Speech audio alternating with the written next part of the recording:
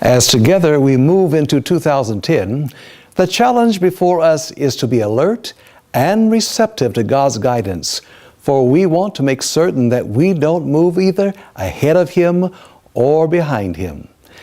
The story is told of a talk show host who was traveling with his family through Dayton, Ohio. He left the family at a restaurant while he walked a short distance to a convenience store. On his way back to rejoin his family, he walked by a public telephone that suddenly began to ring. He'd been walking on by, but then suddenly, on impulse, he picked up the phone and said, "Hello?" The call was for him. The caller was a distraught young woman who was on the verge of taking her own life.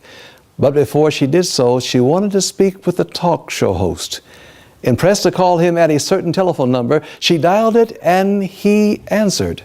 In the conversation that ensued, the man was able to give courage to the young woman and convince her that there were better options for her than taking her own life.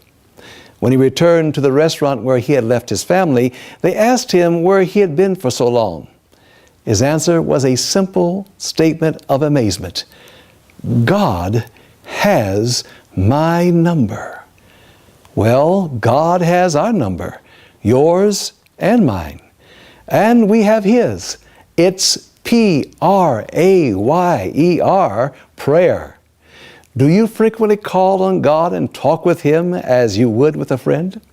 Do you offer Him your praise and your thanksgiving? Do you bring to Him your needs and the needs of others?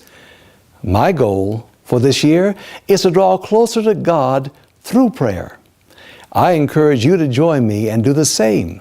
We can face 2010 with confidence, secure in the knowledge that whatever happens during this year, nothing is going to be too hard for God to handle. Why? Because God has our number. The question is, do you have God's number?